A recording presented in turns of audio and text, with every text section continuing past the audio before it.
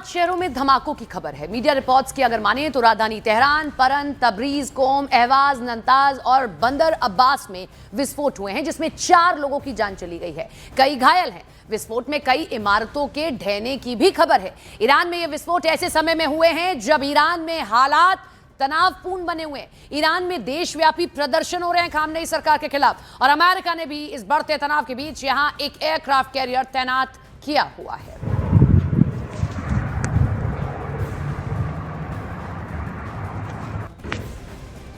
तो ईरान में ये धमाके हुए हैं, 4 की जान गई है इन धमाकों की वजह से, लेकिन ईरान की स्थिति इस वक्त ठीक नहीं है। देश के भीतर भी खामनेई सरकार घिरी हुई है, उधर से अमेरिका से घेरना भी शुरू कर दिया गया है।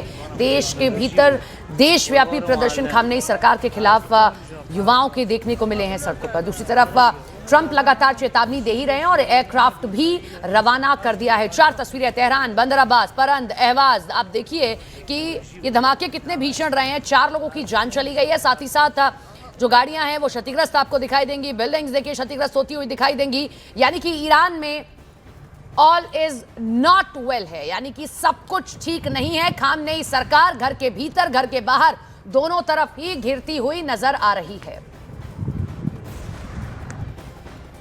तो इधर ईरान में ब्लास्ट को लेकर इजराइल ने किसी भी तरह का हाथ होने से इनकार कर दिया है। साथ ही रिपोर्ट्स की माने तो अमेरिकी अधिकारी ने दावा किया कि विस्फोट अमेरिकी सेना की किसी कार्रवाई से जुड़ा नहीं है।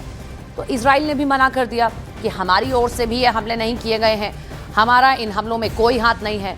अमेरिका ने भी इस खबर का खंडन कर दिया है, मना कर दिया है कि हमारी ओर से कोई भी हमला नहीं हुआ है। तो आखिर ईरान के भीतर हुए ये धमाके किसकी ओर से कराए गए हैं, इन हमलों के पीछे आखिर किसका हाथ है? सीरियल ब्लास्ट जो हुए हैं इसमें 4 लोगों की जान चली गई है। इस तरीके के ब्लास्ट होना, और वो भी ऐसे समय में जब सरकार पूर्णतः घिरी हुई दिखाई दी है।